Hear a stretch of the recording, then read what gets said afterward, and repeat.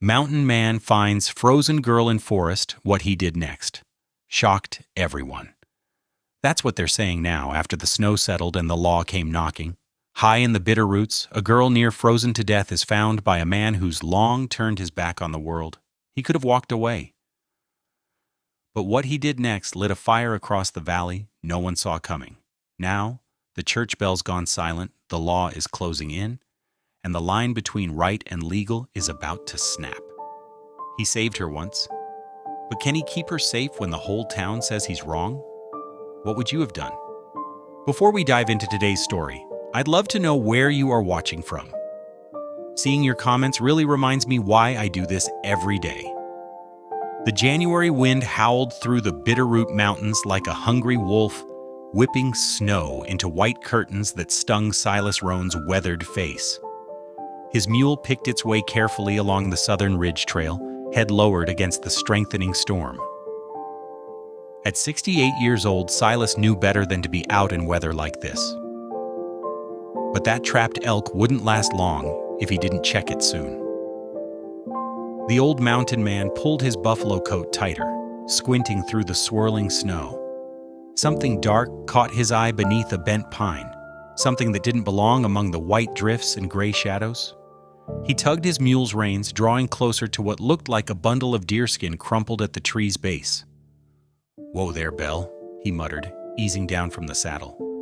His boots crunched in the fresh powder as he approached the mysterious shape. The wind died for a moment, and Silas's breath caught in his throat. It wasn't just deerskin. There was a child wrapped inside it. A girl, no more than 13 by his reckoning, lay curled tight as a sleeping fox. Her face had taken on the blue-white shade of winter twilight, and frost sparkled in her dark hair. Silas pressed 2 fingers against her neck, feeling for a pulse. It was there, but weak as a butterfly's wing. "Lord have mercy," he whispered, the words forming clouds in the frigid air. Without hesitation, he shrugged off his buffalo coat and wrapped it around her slight frame. Her fingers were stiff with cold when he lifted her, and her head lolled against his shoulder like a rag doll's. Silas's joints protested as he mounted Belle with the girl in his arms, but he ignored the pain. The storm was getting worse by the minute, thick flakes now falling so fast he could barely see 10 feet ahead. He turned the mule toward home, knowing every minute counted. "Come on, girl," he urged Belle forward. "We got precious cargo today." The trek back to his line shack seemed to take hours, though it couldn't have been more than 40 minutes. The wind tried its best to knock them off course, but Belle knew the way home. Finally, the dark shape of Silas's cabin emerged from the white chaos. Inside, Silas worked quickly. He laid the girl near the hearth and got a fire blazing, feeding it with dry pine he'd stored away. His hands shook as he lit the old brass lantern, casting a warm glow across the girl's face. Now he could see her features clearly. High cheekbones, copper skin, the traditional dress of the Lakota people. "Ain't right," he muttered, remembering other children he'd seen in such states. During darker days he tried to forget. But this one, at least, he could help. Silas knew the dangers of warming someone too quickly. He'd seen men lose fingers and toes that way. Working methodically, he began rubbing her arms and legs through the buffalo coat, trying to get the blood flowing again. When some color returned to her face, he stripped off her frozen outer clothes, replacing them with one of his clean wool shirts. Hours passed. The storm raged outside while Silas tended to his unexpected guest. He warmed broth over the fire, carefully spooning small amounts between her blue-tinged lips. Most dribbled back out, but some went down. It was a start. As midnight approached, Silas found himself doing something he hadn't done in years, praying out loud. The words came rusty at first, then smoother, like a creek thawing in spring. "Lord, if you're still listening to an old sinner like me, this child could use your help." He dipped a cloth in warm water and bathed her face. "Ain't asking for myself, you understand, but she's just a little one. And whatever brought her out here in this weather, I reckon she deserves another chance." The girl stirred slightly and Silas leaned closer. Her eyelids fluttered, but didn't open. He tucked the buffalo coat more securely around her shoulders and added another log to the fire. The wind rattled the cabin's shutters, reminding him how close she'd come to being just another victim of the mountain's cruel winter. "Rest easy now," he said softly, settling into his chair for what promised to be a long night. "Old Silas has got you safe and warm." He picked up the damp cloth again, continuing his patient vigil as the storm howled outside and the lantern cast dancing shadows on the cabin walls. In the depths of night, the girl began to stir. Her head rolled from side to side on the makeshift pillow Silas had fashioned from his spare coat. The firelight caught beads of sweat on her forehead despite the cabin's chill. "Paha," she muttered, her voice dry as autumn leaves. "Paha." Silas straightened in his chair, the words striking a chord in his memory. During his scouting days, he'd learned enough Lakota to get by. Paha, hill, or sometimes holy place. He'd heard medicine men use it when speaking of sacred sites. "Easy now," he murmured, reaching for the cloth he'd been using to cool her fever. "You're safe here." The girl's eyes fluttered open for a moment, glazed with delirium, then closed again. Her fingers clutched at something beneath the buffalo coat. They hadn't unclenched since he'd found her. Silas kept his vigil through the long hours, watching her chest rise and fall, adding logs to the fire when needed, and spooning water between her cracked lips whenever she seemed conscious enough to swallow. As the first gray light of dawn crept through the cabin's single window, Silas noticed a glint of metal between her fingers. A locket, held so tight her knuckles were white.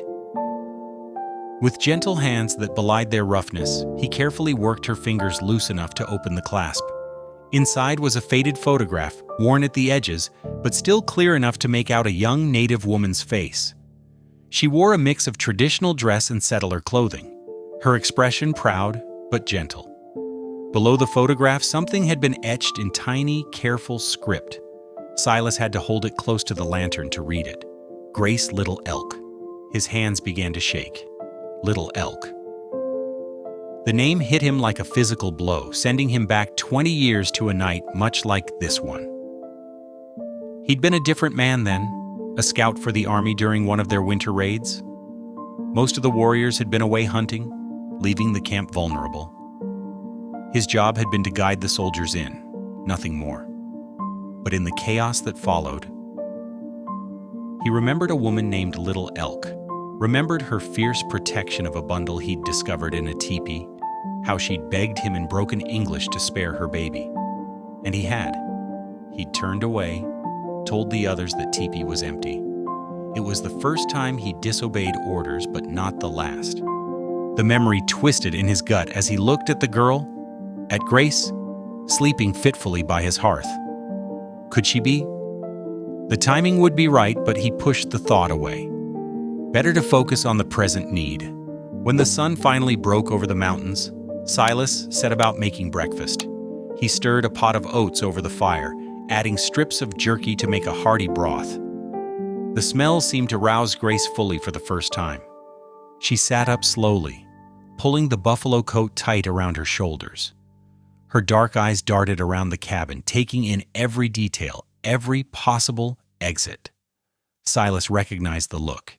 He'd seen it in trapped animals, in refugees, in anyone who'd learned the hard way to be wary. "Reckon you must be hungry," he said, keeping his voice soft and even. He ladled some of the oat mixture into a tin cup and set it near her, then backed away to give her space. "It ain't much, but it'll warm you up inside." Grace stared at him, then at the cup, but made no move to take it. Her hand went to the locket, now hanging freely around her neck. "I had to check it," Silas explained, gesturing to the locket. "Needed to know who you were. Grace is a fine name." Still, she said nothing. The silence stretched between them, broken only by the pop and crack of the fire. Silas settled back in his chair, deliberately keeping his movements slow and predictable. "I speak some Lakota," he offered. "Not much, mind you, but enough to get by. Learned it years ago when—" He trailed off, unsure how much to say about his past. "When I spent time among your people?" Grace's expression didn't change, but something flickered in her eyes. Recognition, perhaps, or uncertainty. She reached for the cup with one hand, the other still gripping the locket. The oats disappeared quickly, though she never took her eyes off him. Silas watched her eat, his mind turning over the possibilities. The coincidence seemed too great. A girl named Little Elk, about the right age, out here in the middle of nowhere. But if she was that same child from 20 years ago, what had brought her to this point? What had driven her out into a killing storm, alone and desperate? The questions gnawed at him as the morning light grew stronger, but he kept them to himself. There would be time for answers later if Grace chose to give them. For now, it was enough that she had survived the night, that she was warm and fed, that somehow their paths had crossed in the vastness of these mountains. By the third morning, the worst of the storm had passed. Silas watched from his wooden chair as Grace carefully spooned oats into her mouth, no longer needing his help to eat. Her movements were still slow, but steadier now. The color had returned to her cheeks, though wariness remained in her eyes. "Need to check the trail," he said, pulling on his heavy coat. "See if the snow's letting up south of here?" Grace nodded slightly but said nothing, as had become their routine. Silas strapped on his snowshoes near the door, the worn leather bindings creaking as he tightened them. He grabbed his walking stick and headed out into the brilliant white morning. The sun sparkled off the fresh powder, nearly blinding in its intensity. Silas pulled his hat lower and began the steady climb toward the southern bluff. His snowshoes made soft crunching sounds with each step, the only noise in the winter-hushed forest. At the top, he could see for miles across the valley. The storm had left deep drifts, but patches of bare ground showed where the wind had scoured the snow away. A path south was slowly emerging. When he returned to the cabin an hour later, stamping snow from his boots, he found Grace sitting upright on her bedroll, watching the door. Something had changed in her posture. There was purpose in it now, not just survival. "South Trail's opening," he said, hanging his coat by the fire. "Might be passable in a day or two." "My brother," Grace said suddenly, her voice rough from disuse. The words came out halting, careful. "Need, find him." Silas turned slowly, trying to hide his surprise at hearing her speak. "Your brother was with you?" Grace nodded, her hand going to the locket as it always did when she was nervous. "Elijah. We run together." Silas pulled his chair closer, but not too close. "Run from where?" "Fort Howell?" Her face tightened at the name. "School? Bad place?" Silas knew of it. One of those government boarding schools, 50 miles south. He'd heard whispers about how they treated the native children there, but hadn't wanted to believe them. Over the next 2 days, as Grace's strength returned, more of the story emerged. She spoke in a mixture of English and Lakota, which Silas pieced together with his limited knowledge of the language. The school had forbidden them to speak their native tongue or practice any of their traditions. When Grace had been caught singing one of her mother's lullabies, they'd whipped her. "Show marks still," she said quietly one evening, pulling back her sleeve to reveal thin scars across her forearm. "Teacher say, beat the Indian out." Silas felt sick to his stomach. He'd seen plenty of cruelty in his life, but there was something especially evil about hurting children in the name of civilization. "Elijah say we go," Grace continued, staring into the fire. "Wait for big storm, dark night, no moon. We run." She described how they'd slipped out during the midnight watch change, how the howling wind had covered their tracks. But they'd been discovered missing at dawn. Men on horses had come after them. "Lost Elijah when horses come," she said, her voice breaking. "He yell for me run north. I run until cold take me." She looked up at Silas, her eyes bright with unshed tears. "Need find him? He all I have now?" Silas stood up abruptly, pacing the small cabin. The thought of a young boy out there alone in that storm. He'd seen what the cold could do to a person, but he'd also seen what determination could do. If this Elijah had half his sister's spirit, there was a chance. He stopped pacing and faced Grace. "I'll find him," he said firmly. "Soon as the trail's clear enough to ride, I'll head south. Track where you came from." "I come too," Grace said, starting to rise. Silas shook his head. "You're not strong enough yet. And if anyone from that school is still searching, they'd be looking for both of you together." Grace sank back down, but her expression was stubborn. Elijah strong, good hunter, like Grandfather Teach. But hurt, maybe, from horses. "What do you mean, hurt?" "Horses catch close, hear him cry out, then he yell for me, 'Run!'" She made a gesture like something striking. "Think horse kick him, maybe?" The information tightened the urgency in Silas's chest. A kick from a horse could mean broken ribs, internal bleeding. If the boy was injured and trying to survive in this weather, "I'll find him," Silas repeated, and this time it was a vow. "I give you my word." Grace studied him for a long moment, then nodded solemnly. "I trust," she said softly. "Great Spirit guide you to him." The simple faith in her words hit Silas harder than he expected. He hadn't thought about the Great Spirit, or any spirit, in many years. But something about Grace's quiet certainty made him hope she was right. They were going to need all the guidance they could get. Silas worked through the morning, preparing for their journey. His weathered hands moved with practiced efficiency as he gathered supplies and boiled fresh pemmican. The rich smell of rendered fat and dried meat filled the small cabin while Grace watched him from her bedroll, her dark eyes following his movements. "We need to get you somewhere safe before I can look for your brother," Silas explained as he packed dried berries and hard biscuits into his worn leather satchel. "I know a preacher in Red Willow. Good man. He'll help us." Grace's fingers worried at her locket. "How far?" 2 days, maybe more in this snow." Silas paused his packing to check her borrowed boots again, stuffing extra rabbit fur around the ankles. "You strong enough to travel?" She nodded firmly, though Silas noticed how she braced herself against the wall to stand. Outside, he spent an hour fashioning a rough sled from pine boards and leather straps. It wasn't pretty, but it would keep Grace off her feet when she tired. By midday, they set out. The sun hung bright in a crystal-clear sky, but the wind still bit sharp and cold. Silas led his mule, Luna, who pulled the sled where Grace sat wrapped in layers of fur and wool. Their breath frosted in the air as they made their way down the mountain trail. That first day was hard going. The fresh snow made the path treacherous, and Silas had to constantly watch for hidden ice beneath the powder. When Grace insisted on walking beside him for a stretch, he noticed how she studied his tracking methods, the way he tested snow depth with his staff, how he read the angle of sun-warmed slopes that might hide dangerous melt. As dusk approached, Silas found them shelter beneath a broad rock ledge.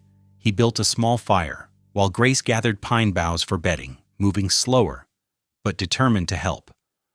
Over a dinner of pemmican and hot tea, she surprised him by speaking more than she had in days.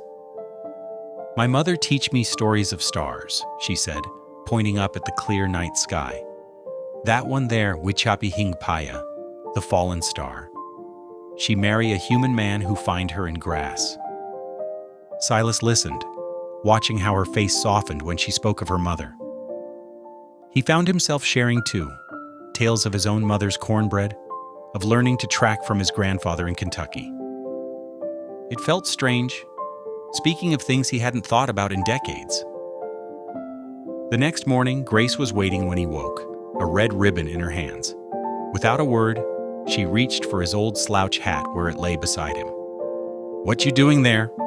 he asked, curious. "For protection," she said simply, her nimble fingers weaving the ribbon into his hatband. "My mother say, red is sacred color. keeps evil spirits away." Silas touched the ribbon gently after she finished, something catching in his throat.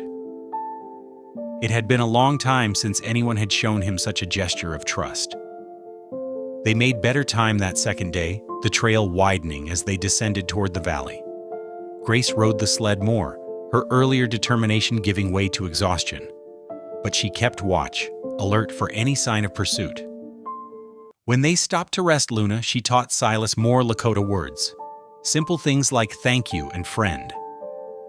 He struggled with the pronunciations, making her smile for the first time since he'd found her. The sun was setting when they finally caught sight of Red Willow in the valley below. The small town's scattered lights glowed amber against the deepening blue of dusk. Silas felt Grace tense beside him on the sled. "Many people there?" she asked quietly. "Not so many," he assured her. "Maybe 100 souls. Reverend Blaine's church is on the edge of town. We'll go straight there." They made their way down the last slope as true dark settled in. Both were bone-weary and wind-burned by the time they reached the simple white church. A lamp still burned in the parsonage window next door. Silas helped Grace down from the sled, steadying her when her stiff legs wobbled. She gripped his arm tight, pressing close to his side as they approached the parsonage door. Before he could knock, it swung open, spilling warm lamplight onto the snow. Reverend Blaine stood in the doorway, his lean face creasing with concern as he took in their trail-worn state. "Silas? Lord above, I haven't seen you in town for—" His eyes fell on Grace, understanding quickly replacing surprise. "Come in, both of you. Come in right now." Silas felt Grace's grip on his arm loosen slightly at the genuine warmth in the preacher's voice.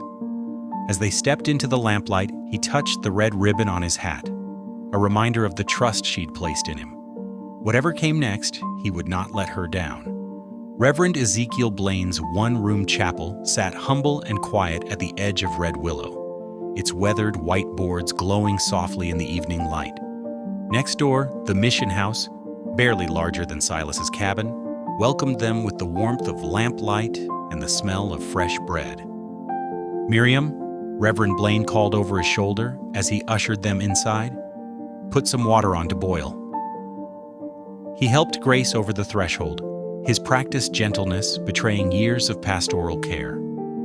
Though stout and graying, there was nothing weak about his firm handshake when he gripped Silas's frozen fingers.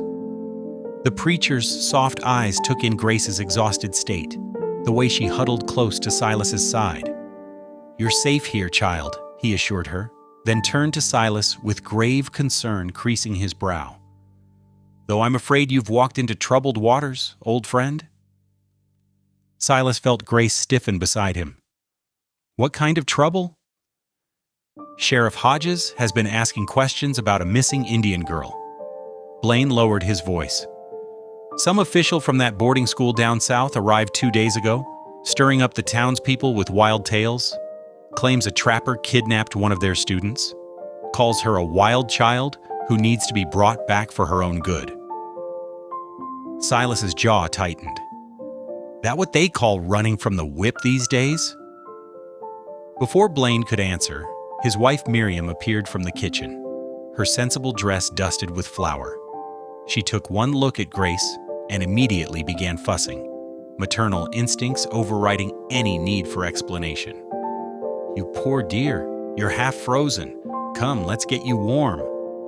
She reached for Grace, who hesitated until Silas nodded his approval. "The cellar," Blaine said quietly to Silas. "It's dry and there's space behind the root barrels. We can hide her there until we figure out our next move." Grace's eyes widened at the word hide, but she allowed Miriam to guide her toward the kitchen while the men spoke. Silas watched her go, noting how she kept glancing back at him, like a fawn unsure of leaving its protector. "Sheriff's already searched the north end of town," Blaine continued. "It won't be long before he starts looking here. Man's got something to prove, ever since the railroad started pushing for more order in these parts." Silas ran a hand through his snow-dampened beard. "Girl's got a brother out there somewhere. Name's Elijah. They got separated during the escape. Then we'd best find him before the law does. Blaine's expression hardened. These school people, they're not just looking to bring her back. They mean to make an example. Show other students what happens to runners. The cellar entrance was hidden beneath a worn rug in the kitchen. Miriam had already led Grace down the rough wooden steps, lighting a small lamp that cast deep shadows among the preserved food and root vegetables. The space was cramped but clean, with a thick smell of earth and apples. "There's a space back here," Miriam showed them, moving aside several barrels to reveal a narrow alcove. She'd already laid down blankets and a small pillow. "You'll be able to hear us walking above, dear. 3 quick stamps means danger. Time to be extra quiet." Grace nodded, taking in every detail with sharp eyes. Silas knelt beside her makeshift bed. "I'll find your brother, Grace. I give you my word." "The schoolmen," she whispered. "They hurt Elijah when we run.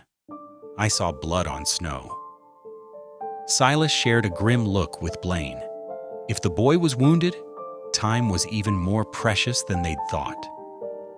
Later that night, after Silas had gone to check on Luna and their supplies, Miriam crept down to the cellar with a cup of steaming tea. She found Grace curled in the alcove, clutching her mother's locket and humming softly to herself, a melody that sounded like wind through prairie grass. Without a word, Miriam set down the tea and unwrapped a warm shawl from around her own shoulders. She draped it gently over Grace's thin frame, then sat beside her, listening to the quiet song. Above them, they could hear Silas and Blaine's muffled voices planning their search for Elijah. Grace touched the soft wool of the shawl. "Thank you," she whispered. Miriam simply smiled and picked up the melody, humming along in harmony until Grace's eyes grew heavy with exhaustion. The girl finally slept, her fingers still wrapped around her locket, while in the room above, 2 men plotted to save her brother before it was too late. The pale winter sun had barely crested the eastern ridge when Silas mounted his mule. He adjusted his rifle and the extra medical supplies Miriam had pressed into his hands. The morning air bit sharp and clean, carrying the promise of more snow. Grace's directions echoed in his mind as he guided Luna north, past Thunder Creek, through the Split Rock Canyon, then east toward the old mining claims. The escape route made sense. The terrain there was rough enough to slow pursuers on horseback. By mid-morning, Silas found the first signs. Boot prints, partially filled with fresh snow, led away from a thorny thicket. Some were the even stride of men's boots, others the desperate scramble of someone running. Dark spots stained the snow beneath a twisted pine. Blood, just as Grace had said. "Hold on, boy," Silas muttered, urging Luna faster. The tracks wandered, showing how the wounded youth had struggled to keep moving. They led toward a deep ravine where old miners had once searched for copper. Near the ravine's edge, Silas dismounted. The ground here was treacherous with loose shale. He tied Luna to a sturdy pine and continued on foot, following the blood trail to a narrow cave mouth, barely visible behind a curtain of ice-crusted branches. "Elijah?" he called softly. "Elijah, little elk?" A weak cough answered him, followed by the unmistakable click of a revolver being cocked. "Stay back." The voice was young but fierce, despite its tremor of pain. Silas raised his empty hands. "Your sister Grace sent me. She's safe." "You're lying." The cave's shadows shifted as someone moved deeper inside. White men always lie. "She wears a locket with your mother's picture." Silas kept his voice steady. "She was singing your mother's lullaby when I found her 3 days ago, near frozen under a bent pine." A pause. Then, "Where is she?" "Red Willow, Mission House. Reverend Blaine and his wife are protecting her." Elijah's laugh turned into a wet cough. "Protecting? Like the school protected us?" "Number these are good people. Grace is safe, warm, helping Mrs. Blaine bake cornbread right now." Silas took a careful step forward. "Let me help you, son. That wound needs tending." The revolver wavered. In the dim light, Silas could now see the boy clearly, tall for 16 with proud features twisted in pain. Blood had soaked through his shirt just below the ribs. "Grace, she's really safe?"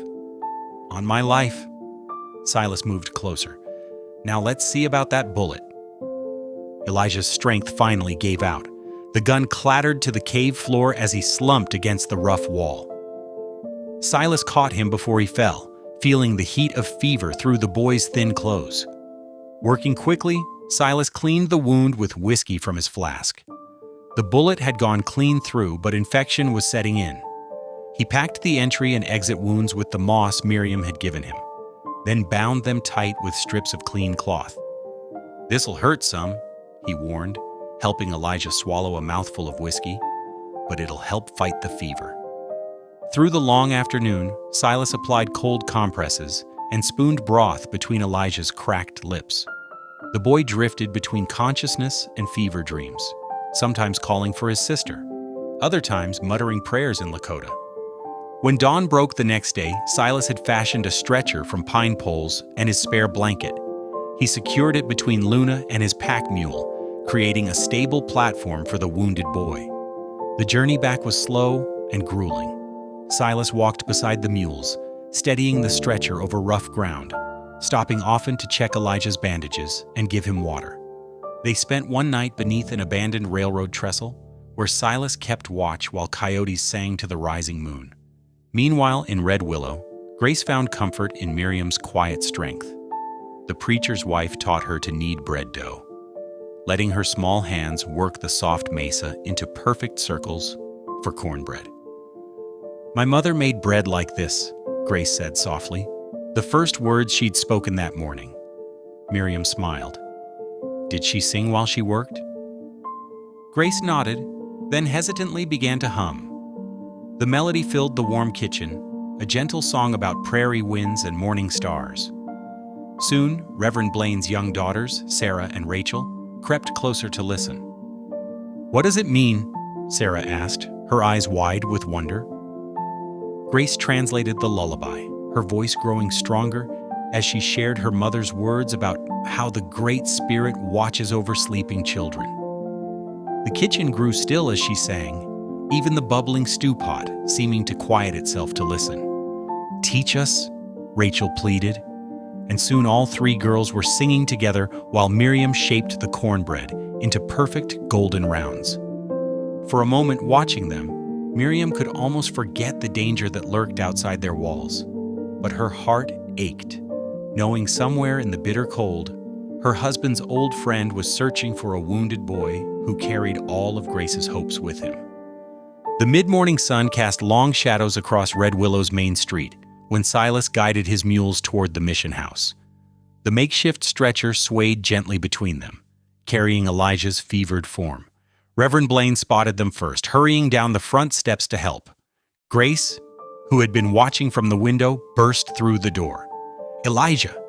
Her cry pierced the winter air as she ran across the yard, her shawl trailing behind her like wings. Tears streamed down her face when she reached her brother's side. "Careful now," Silas cautioned as Grace grabbed Elijah's hand. "He's been through quite a journey." Elijah's eyes fluttered open at his sister's touch. "Grace?"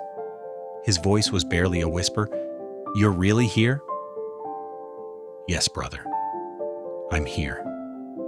She pressed her forehead to his hand, shoulders shaking with sobs of relief. Blaine and Silas carefully lifted the stretcher. "Bring him to the back room," Miriam directed, already rolling up her sleeves. "Sarah, fetch my medicine chest. Rachel, put the kettle on to boil."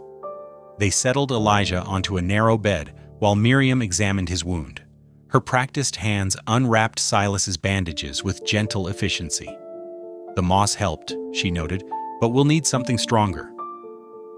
"Ezekiel, the pine resin you collected last fall, bring it here." While the water boiled, Miriam cleaned the wound thoroughly. Grace held her brother's hand as Miriam applied hot compresses of pine resin and carefully packed fresh cotton batting around the injury. Elijah bore the treatment stoically, though sweat beaded on his forehead. "You're safe now," Grace whispered in Lakota. "We both are." As evening settled over Red Willow, the family gathered in the parlor. Lamplight cast a warm glow over their faces as Blaine opened his worn Bible. "Let us pray together," he said softly, "and give thanks for safe return and healing mercies." Grace sat close to Elijah's chair, where he rested propped up with pillows. Silas stood near the window, his weathered frame silhouetted against the darkening sky. The Blaine girls perched on a bench, their eyes wide with wonder at the gathering. After reading a psalm of thanksgiving, Blaine nodded to Grace. "Would you share a song with us?" Grace straightened, then began to sing in a clear, sweet voice. The Lakota hymn filled the small room with its haunting melody. Though most couldn't understand the words, the spirit of praise needed no translation. To everyone's surprise, Silas's deep voice joined in on the second verse. He remembered it from his days as an Army scout. Elijah's eyes glistened as he listened to his sister sing their mother's favorite hymn. Even Miriam dabbed at her eyes with her apron corner when the last note faded away. "Beautiful," Blaine said into the reverent silence. He cleared his throat. "Now we must discuss how best to protect these children." He explained his plan to petition for church custody while seeking legal help from a judge in Missoula. "The school officials will fight it," Silas warned. "They've already stirred up trouble in town." "Which is why we need the law on our side?" Blaine turned as a knock sounded at the door. Ah, that would be Mr. Harrison. The town elder entered, removing his hat. His white hair gleamed in the lamplight as he surveyed the room. "Evening, Reverend. Mrs. Blaine." He nodded to each person present, his gaze lingering thoughtfully on Grace and Elijah. "I've brought paper to write that affidavit we discussed."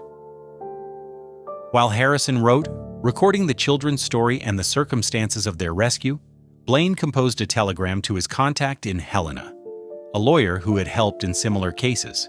Miriam served hot tea and cornbread, making sure Elijah ate to keep up his strength. To James Whitaker, attorney at law, Blaine read aloud as he finished the telegram. "Urgent assistance needed. 2 Native children seeking sanctuary from Fort Howell School.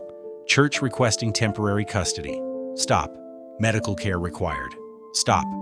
Please advise soonest. Stop." "I'll take it to the telegraph office first thing tomorrow," Harrison offered, signing the affidavit with a flourish. "These young ones deserve better than what that school gave them." Grace looked up from where she sat beside Elijah. "Thank you," she said softly, speaking for both of them. "For helping us." "It's what neighbors should do," Harrison replied, his usual gruff manner softening. "It's what Christians should do." As the evening drew to a close, Silas watched Grace help her brother back to his room, saw how the Blaine girls rushed to carry extra blankets, noticed Miriam's gentle hand on Grace's shoulder. For the first time in years, he felt part of something larger than himself, part of a community bound together by compassion and shared purpose. The parlor lamp burned low as Harrison and Blaine finalized the legal documents. Outside, snow began to fall softly, covering Red Willow in a blanket of white. Inside the mission house, hope had taken root, warming them all against the winter night. Dawn broke cold and clear over Red Willow. The morning train's whistle pierced the quiet, its black smoke rising against the pale winter sky. 3 men stepped onto the platform.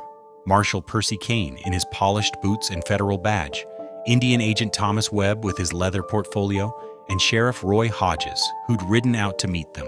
Inside the mission house, Grace helped Miriam prepare breakfast while Elijah rested, his wound finally showing signs of healing. Silas sat by the window, cleaning his rifle and watching the street. The clatter of boots on the boardwalk made him look up sharply. "Reverend," he called quietly to Blaine, "we've got trouble coming." They watched through the frost-edged window as Marshal Kane strode toward the mercantile, his long coat swishing against his legs. The Indian agent followed, clutching his papers. Sheriff Hodges hung back, looking uncomfortable as Kane pulled something from his satchel. "A wanted poster," Blaine muttered, squinting to see. "They're nailing it right there in plain sight." Silas's weathered face hardened as he read the bold letters. Wanted, Silas Roan. For abduction and aiding fugitives, reward $50. His hands tightened on his rifle stock. "They can't do this," Grace whispered, her face pale. "You helped us. You saved us." Blaine straightened his collar and reached for his hat. "I'll speak with them. The law must hear reason." Outside, the morning air bit sharp as Blaine approached the three men. "Marshal Kane? I'm Reverend Ezekiel Blaine." Kane turned, his clean-shaven face stern beneath his hat brim. "Reverend, I understand you're harboring 2 Indian children who escaped federal custody." "Those children fled abuse, Marshal. They're under church sanctuary now." Blaine's voice carried across the street, drawing curious onlookers. "The girl nearly froze to death. The boy was shot." "Shot while resisting lawful authority," the Indian agent cut in, shuffling his papers. "They're wards of the government, Reverend. The school has legal custody." "Legal custody doesn't grant the right to beat children for speaking their mother tongue," Blaine countered, "or to shoot them for seeking freedom." Marshal Kane stepped closer, lowering his voice. "This isn't your concern, Reverend. Hand over the children and Roan, or face charges yourself." "The Lord's justice is my concern, Marshal." Blaine met his gaze steadily. "As is the welfare of every soul in this town." The confrontation drew more townspeople, who gathered in whispers along the boardwalk. Kane's eyes swept over them before he turned away. "You have until sundown tomorrow, Reverend. After that, we do this the hard way." Back at the mission house, Miriam paced the kitchen while Blaine recounted the exchange. "They won't stop," she said. "You know they won't." The crash of breaking glass shattered the evening quiet. Rocks clattered across the chapel floor as window panes splintered. Grace screamed. Elijah tried to rise, but Silas pushed him back down. "Stay low," he ordered, moving to the windows. Shadows darted away in the growing dark. Then came the cry from outside. "Fire! The barn's burning!" Orange light flickered through the broken windows. Smoke rose behind the mission house, where the small barn stood. Blaine and Silas ran out with buckets, while Miriam hurried the children to the cellar. "They're not safe here anymore," Silas said later, after they'd saved what they could of the barn. His face was streaked with soot in the lamplight. "I know a place. The old Cherokee trading post up on the ridge, half a mile through the trees." "It's been abandoned for years," Blaine nodded slowly, "but the walls are solid." "I'll take them tonight," Silas decided, under cover of dark. Grace helped Elijah dress while Miriam packed food and blankets. The boy was stronger now, able to walk with help. Silas led them out the back door and into the shadows of the pine trees. The trading post stood dark against the stars, its log walls still sturdy despite years of neglect. Inside, dust covered the old counter and empty shelves, but the roof was sound. Silas built a small fire in the stone hearth while Grace made a bed for Elijah using the blankets they'd brought. "Stay quiet," Silas warned. "No light near the windows. Miriam will bring food when she can." "What about you?" Grace asked, touching his sleeve. "The wanted poster?" "Don't worry about me, child." His gruff voice softened. "Just keep safe. Keep your brother safe." As promised, Miriam came with supplies after nightfall, moving quietly through the trees like a shadow. She brought bread, dried meat, and fresh bandages for Elijah. Her eyes were worried as she hugged Grace goodbye. "Pray," she whispered. "We're all praying for you." The children watched her disappear into the darkness. Above the trading post, stars wheeled in the winter sky. Below in Red Willow, lamplight glowed in windows where people chose sides in whispered conversations, deciding whether to help or hinder the law's pursuit of an old mountain man and 2 native children who dared to seek freedom. The chapel's broken windows had been hastily patched with old boards, but the evening chill still crept through the cracks. 6 oil lamps cast warm light across the worn pews where a small group had gathered. Reverend Blaine, Miriam, Martha Wells, the seamstress, Thomas Cooper the blacksmith, and Sarah Jensen who ran the boarding house. They sat close together near the front, their faces grave in the flickering light. Silas stood before them, his hat in his hands, looking older than his 68 years. The weight of memory bent his shoulders as he began to speak. "It was 20 years ago," he said, his voice rough.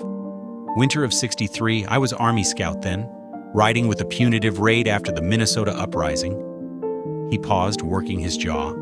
"We were ordered to clear out a Lakota winter camp, no quarter given." Miriam reached for her husband's hand as Silas continued.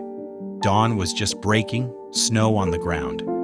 We could see smoke from their lodges. His fingers tightened on his hat brim. I was first in, and there she was, a young mother, holding her baby. She looked right at me, no fear in her eyes, just peace. And something broke inside me. The chapel was silent except for the pop and hiss of the lamp wicks. I couldn't do it, couldn't follow those orders. I grabbed them both, got them on my horse. The mother, she was hurt bad already. But that baby? His voice caught. That tiny girl just looked up at me, quiet as could be. We rode hard, found a mission station 20 miles south. The mother lived long enough to name her child, Grace Little Elk. Martha Wells leaned forward, her weathered face intent. Little Elk? I remember that name. Years back, I helped a Lakota midwife tend to births in the valley. She spoke of a woman called Little Elk who'd survived a massacre. "Grace is that baby," Silas said softly. "I'm certain now. The age is right. The name. And there's more." He turned toward the chapel door and nodded. Grace emerged from the shadows, Elijah supporting her with one arm. She held her mother's locket in trembling fingers. The lamplight caught the silver as she carefully opened it. "Mama left this letter inside," she said, her voice barely above a whisper. She unfolded a delicate piece of paper, yellowed with age. "To the white man with sorrow in his eyes." She had to pause, gathering strength. "If you ever see her again, let her sing. The songs are her heritage, her spirit's wings. Do not let them clip them." Miriam pressed her hand to her mouth, tears sliding down her cheeks. Martha Wells nodded slowly. Yes, I remember now." The midwife said Little Elk had a special way with healing songs. Said she'd survived because a soldier with conscience couldn't bear to see more bloodshed. Silas's weathered face worked with emotion. "I never knew if they lived or died after I left them at the mission. The guilt of that raid, of all the ones I couldn't save. It drove me to the mountains, to solitude." He looked at Grace, his eyes bright with unshed tears. "But here you are, living proof that one act of mercy can echo through time," Blaine finished quietly. "The Lord works in mysterious ways, friend." Grace crossed to Silas and took his rough hand in her small one. "Mama told me stories about the sad-eyed soldier who saved us. She said the Creator put compassion in his heart that day, that someday we would meet again." The old mountain man's fingers closed gently around hers. "I remember your mother's courage, her dignity. I see it in you, child." Thomas Cooper cleared his throat. "Well then, seems to me we've got us a sacred duty here. Them government men want to take this girl back to that school where they beat her for singing her mother's songs?" He stood, his blacksmith's frame towering. "Not while I draw breath." Sarah Jensen nodded firmly. "My boarding house has a root cellar, deep, warm, plenty of hiding space, if needed." "And I've got connections in Helena," Martha added. "People who might help with legal papers, proof of Grace's heritage and rights." Blaine looked around the small group, hope kindling in his eyes.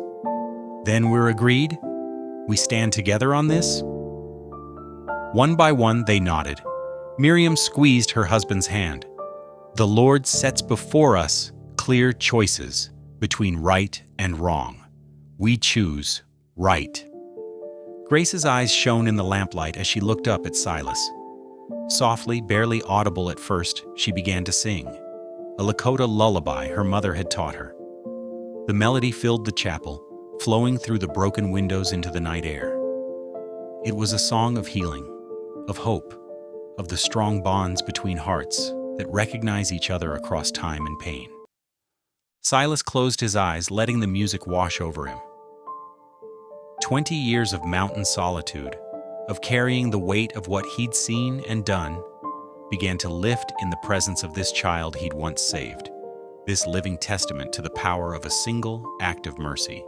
Moonlight filtered through the weathered boards of the abandoned Cherokee trading post, casting thin silver lines across the dirt floor. Grace huddled in the corner behind stacked empty barrels, her brother's steady breathing the only sound in the musty darkness. Elijah's wound had finally stopped bleeding, but fever still burned his forehead as he slept on a makeshift bed of old blankets.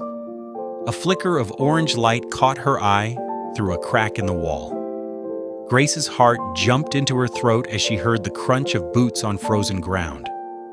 The light grew stronger. Torches. At least 2 of them, moving closer to the trading post's worn door. She pressed herself deeper into the shadows, pulling her shawl tight around her shoulders.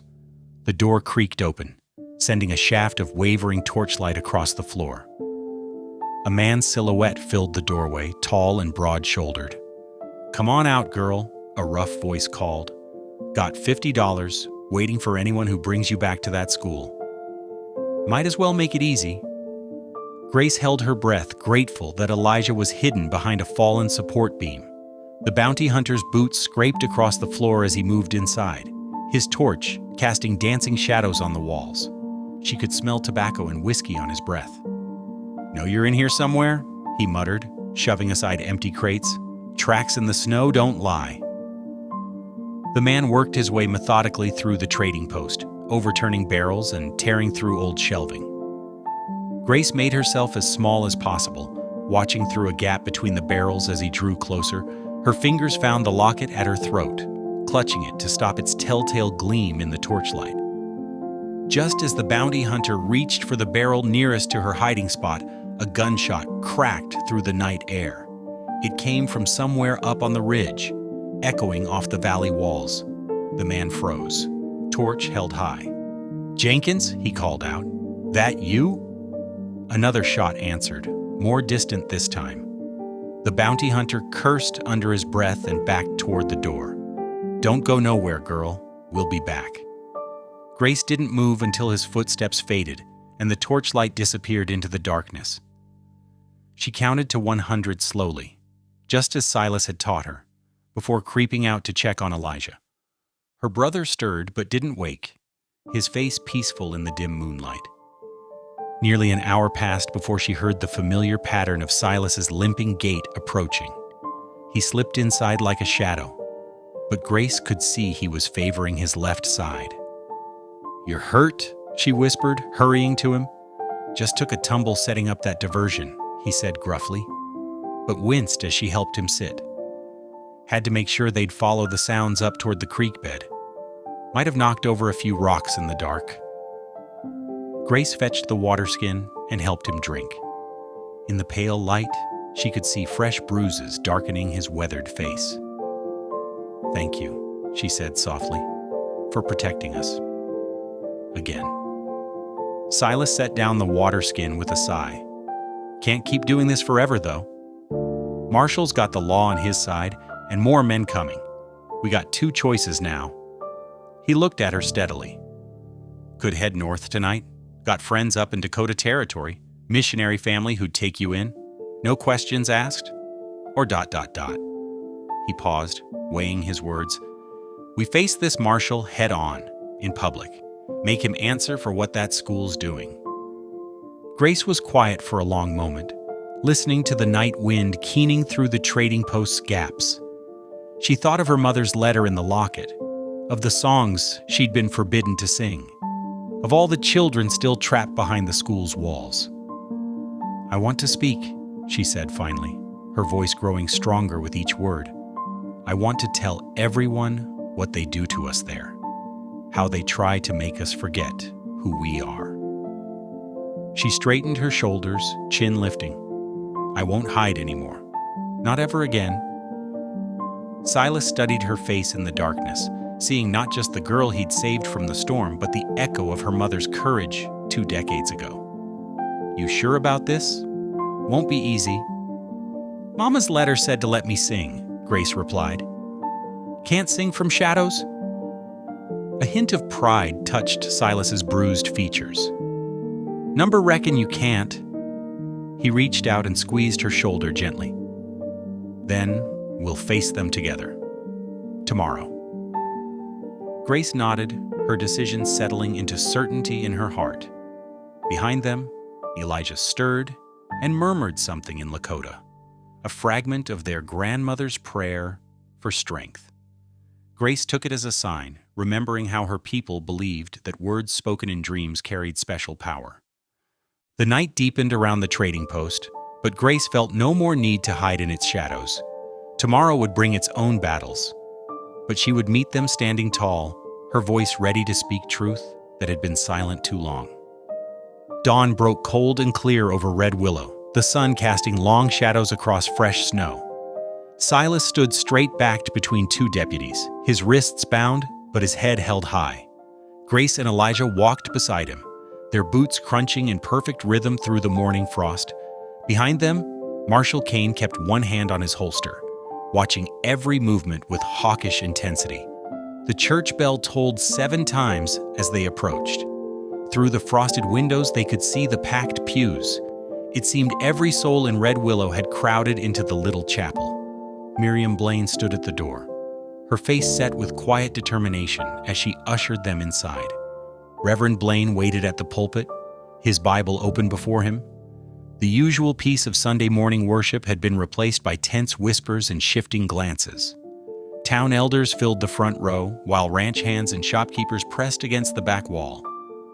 "Brothers and sisters," Blaine's voice carried to every corner, "we gather this morning for an unusual hearing. Marshal Kane has come to claim 2 children as wards of the government." He gestured to the lawman, who stepped forward with a stack of official papers. But before Kane could speak, Grace moved. She walked steadily to the pulpit, her simple calico dress rustling in the silence. Elijah watched her with pride gleaming in his fever-bright eyes. Grace's small hands gripped the wooden lectern. Without hesitation, she began to sing, the same lullaby she'd learned at her mother's knee, the one forbidden at the school. The Lakota words floated pure and clear through the chapel, speaking of stars and prairie winds and a mother's love. When the last note faded, she switched to English, her voice steady and strong. "I'm not property," she declared, looking directly at Marshal Kane. "I am my mother's daughter. I am God's child." The silence that followed felt holy, like the pause between lightning and thunder.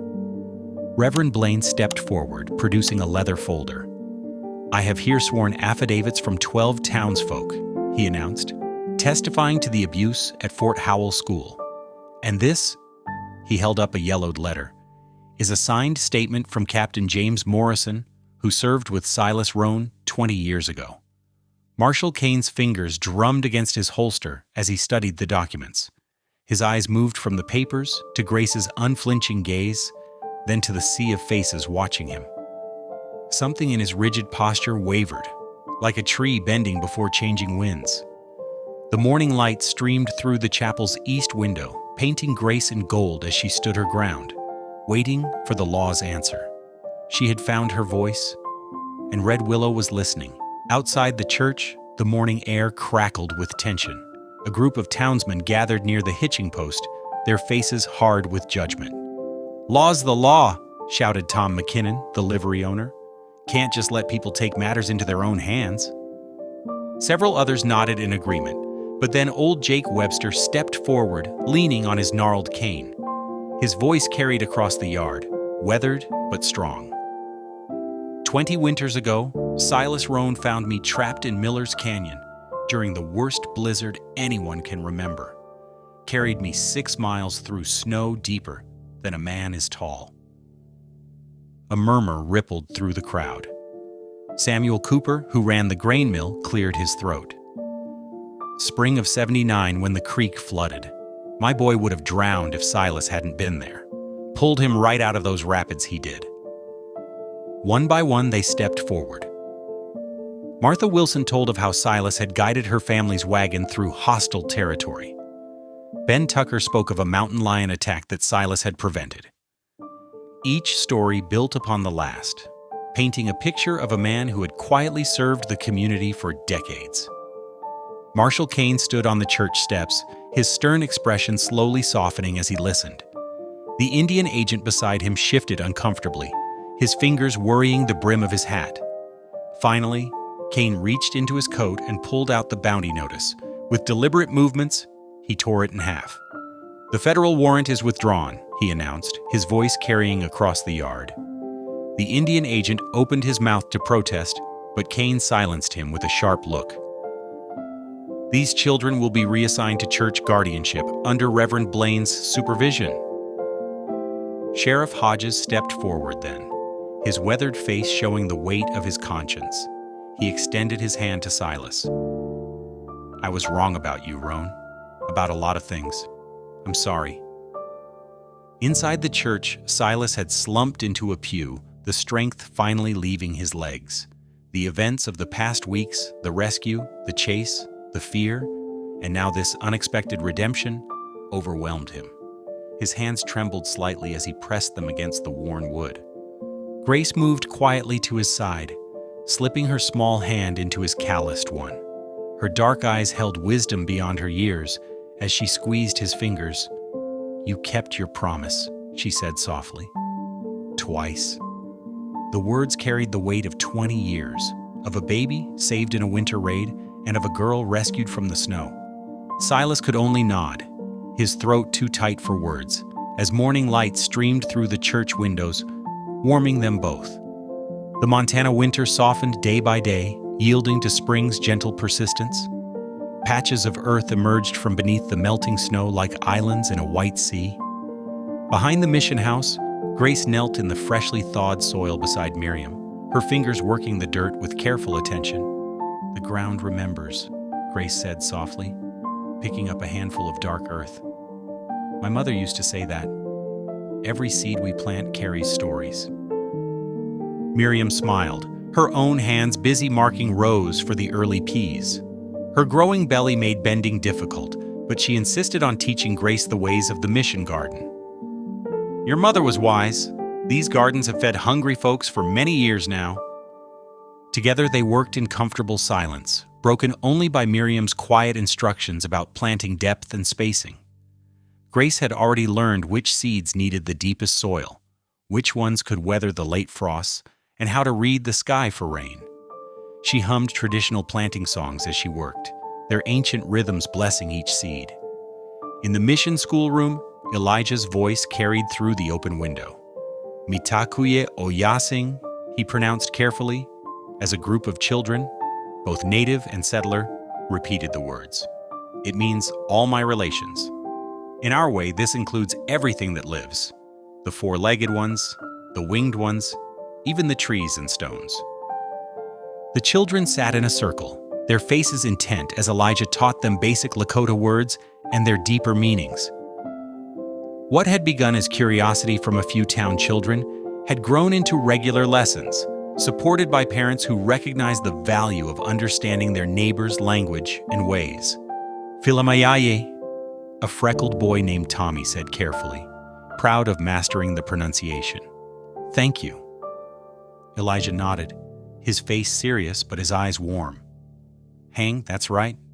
Good job." Outside the schoolroom, the sound of hammering echoed across the mission grounds. The chapel's reconstruction had drawn volunteers from across the region. Silas worked alongside Lakota men from the nearby agency and settlers from Red Willow, their shared labor healing old wounds better than words ever could. In a quiet corner of the workshop behind the chapel, Silas bent over his latest project. His weathered hands moved with precision as he shaped the wooden frame of a traditional cradle board. He'd traded with a Lakota craftsman for properly tanned deer hide and had spent weeks learning the correct way to steam and bend the wood. "That's mighty fine work," Reverend Blaine said, pausing in the doorway. He watched as Silas carefully attached the protective bow that would shield the baby's face. Silas nodded, running his hand along the smooth wood. "Seems right. Mixing the old ways with the new. Like that child will be born to both worlds." The morning of the baptism dawned clear and cool. The newly rebuilt chapel filled with people from every corner of the community.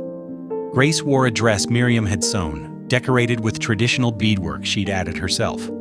Elijah stood tall in his best shirt, a medicine wheel beaded at his collar. Reverend Blaine stood before the congregation, his Bible open to the book of Isaiah. "Today," he began, his voice carrying to the rafters, "we celebrate not just a baptism, but a renewal of spirit for our entire community." Grace and Elijah stepped forward. The baptismal water caught the morning light, throwing rainbow patterns on the fresh-hewn walls. "You have chosen this," Blaine reminded them gently, "not to leave behind who you are, but to add to it, to belong to an even larger family." As the water touched their foreheads, Grace closed her eyes, feeling the presence of her mother, her ancestors, and her new family all at once. Elijah squeezed her hand, strong and steady beside her. Blaine raised his Bible and read, "You shall be called Repairer of the Breach, Restorer of Streets to Dwell in." His voice filled with emotion as he looked out over his congregation. Native and settler, young and old, all gathered under one roof. These words were written long ago, but they live today in how we choose to treat one another.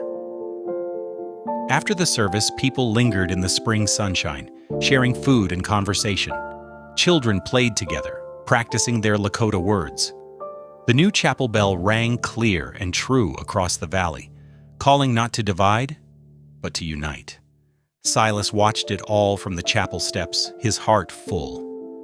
Grace appeared beside him, a piece of fry bread in her hand. "Here," she said, breaking it in half, "for sharing." Together they sat in comfortable silence, watching their unlikely family grow stronger with each passing day. The April morning brought a crisp wind down from the Bitterroots, rustling new leaves and carrying the scent of melting snow. Silas adjusted the cinch on his mule's saddle, his weathered hands moving with practiced care. The animal stood patient and steady, steam rising from its flanks in the cool air. Nearby, Elijah checked his own mount's gear, mirroring Silas's methodical approach. The young man had grown stronger over the winter months, his wound fully healed. Now he was ready to learn the mountain man's trade, not as a fugitive, but as an apprentice guide. "Remember to watch for ice in the shadowed passes," Silas instructed, his voice gruff with emotion he couldn't quite hide. "Spring thaws can be treacherous." Elijah nodded, absorbing every detail. "Like reading weather signs," he said. "The mountains speak if you know how to listen." Grace appeared from the mission house, her shawl pulled tight against the morning chill. She carried something small in her hands, approaching Silas with purpose in her steps. The silver locket caught the early light as she held it out to him. "So you don't forget the girl in the snow," she said softly, pressing the precious memento into his calloused palm. Silas's throat tightened as he took the locket, remembering that bitter night when he'd found her nearly frozen beneath the pine. A tear tracked down his weathered cheek before he could brush it away. Without words, he carefully tucked the locket into his shirt pocket close to his heart. From the newly rebuilt chapel, Miriam's clear voice lifted in song, Grace's hymn, the one that had first broken the silence in the mission house. The Lakota words floated on the morning air, a blessing for the journey ahead. The two riders mounted their animals, gear creaking and hooves shifting in the half-frozen earth. They had a purpose now, guiding settlers safely through the treacherous mountain passes that led north, no longer running but leading the way. Grace stood watching as they turned their mounts toward the ridge trail. Silas looked back once, catching sight of her straight, proud figure against the whitewashed chapel walls. She raised her hand in farewell, strong and sure, so different from the frozen child he'd discovered months ago. The riders picked their way up the familiar trail, hooves finding purchase on the rocky ground. As they reached the ridge crest, the clouds parted. Sunlight spilled across the valley behind them, touching the chapel steeple, the mission house, and Grace's upturned face with golden light. They paused at the top, Silas and Elijah side by side, as morning blessed the land with promise. If this one resonated with you, stick around. I've got another story waiting for you tomorrow, and who knows, it might be just what you needed to hear.